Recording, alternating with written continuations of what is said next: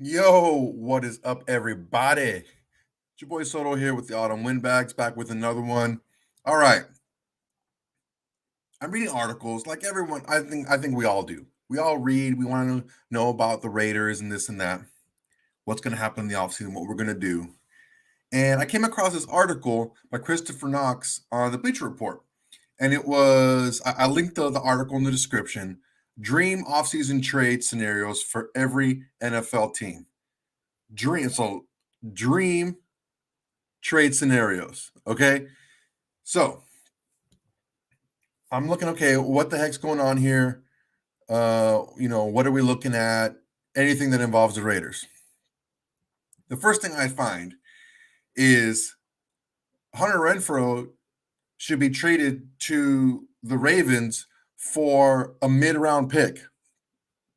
I'm like, wait a second. In the article, it's quoted here. Jeremy Fowler is from ESPN is quoted in the article saying, I've talked to a few people around the league who expect coach Josh McDaniels and general manager Dave Ziegler to continue aggressively tweaking the roster. Teams will be keeping an eye on tight end Darren Waller and wide receiver Hunter Renfrow in that process. Okay, so I understand where they're coming from. So I don't know how long you guys have been watching the Autumn Windbags. We started in the probably October-ish of 2020. And one of our first guests that we had, I think our very first guest, was AJ Hawk, former Green Bay Packer, and he played for the Bengals as well. And he has, a very successful podcast co-hosting. So one of the things that he really said that really stuck with me, AJ Hawk said this. He said, players practice and play hurt because they don't want the coaches to get used to seeing what the team looks like without them, right? So I'm looking back and I'm like, okay,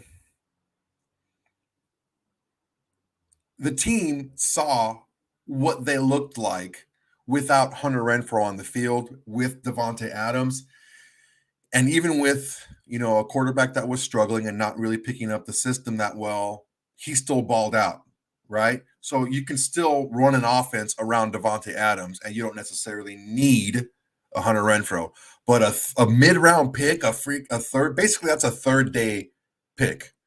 Around 4 and a 4, 5, 6 is like a mid-round pick. I don't think that gets it done, man. Hunter Renfrow is a 100 guy if you evolve a passing game around him.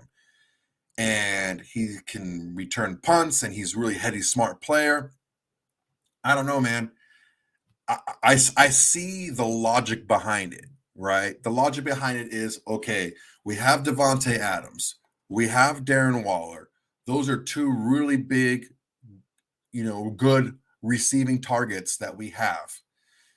We don't need to pay a third target as much as we're paying Hunter Renfrow. About 50, but him and Waller both make about 15 million a year. Can we get younger? Yeah. Can we get faster? Yeah. Can we get a wide receiver that complements Davante Adams a little bit better? Because Davante Adams, let's just face it, he can do whatever Hunter Renfrow can do, but just better. He's just a better player. Bottom line. If you want to fix the defense, I pay 3 targets. I understand that. But to trade him away for a third day pick, I don't know, man. I think you need to do a second day pick at least if you're going to. I'm not saying they should or they shouldn't, but that's where I disagree with Christopher Knox here. A mid-round pick, like a 4th, 5th round pick, that's what we got him for. And he's proven to be a lot better than that, right? Hunter Renfrow has been proven to be a lot better than a 5th round pick. So why would you trade him for the same exact thing you got him for, right? I don't agree with that whatsoever. I think that if the team wants to move in that direction, they need to get a lot higher compensation than that for a Hunter Renfrow for a proven NFL wide receiver. All right, next. Every team had like a dream scenario. He said a dream scenario. I don't know why he said that, because none of these things were dream scenarios for us, at least. Whereas to trade with the New England Patriots for Mac Jones. And I'm sitting back here, I'm thinking to myself, I mean, he was a Pro Bowler as a rookie, and you know how I feel about Pro Bowlers.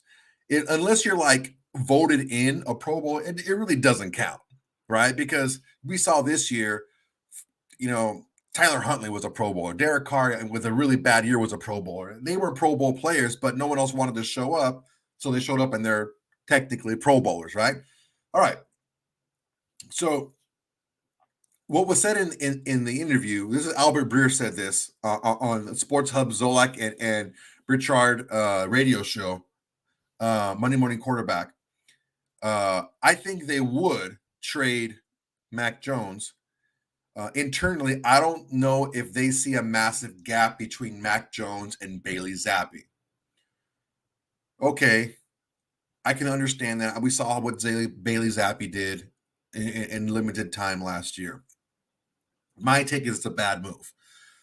The Raiders defense and the Raiders offensive line is nowhere near where we need them to be able to carry a quarterback like Mac Jones. Who is Mac Jones? Well, let's take a look. During his rookie season, which he was a Pro Bowler, right?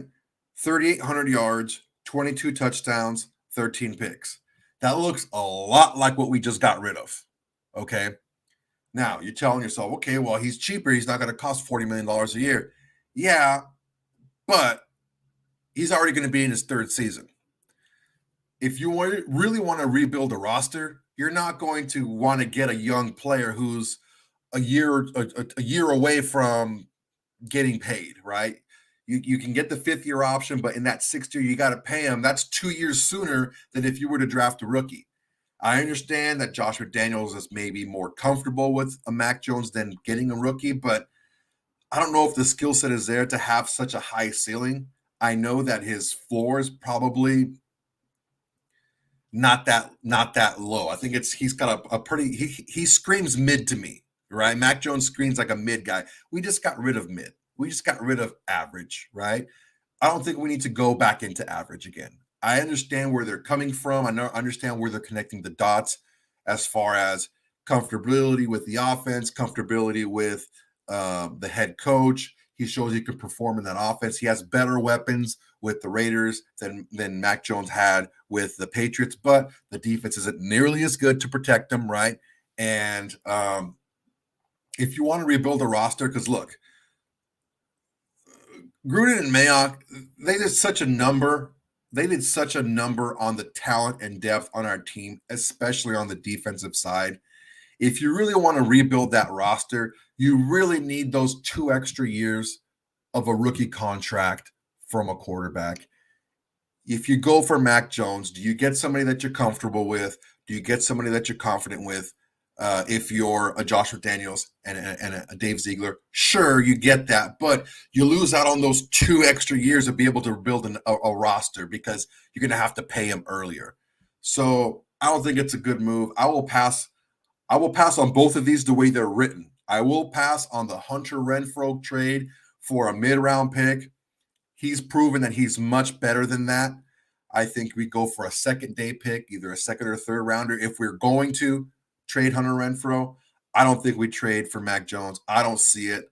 I think we need to shoot for a little bit higher. I don't see Mac Jones dueling with a Mahomes and a Herbert and a Peyton-led Wilson to win the division. I just don't see it, man. Let me know what you guys think in the comments, man. It's going to be a quick one from me. Like, comment, subscribe, man. We'll see you next time, guys. Peace.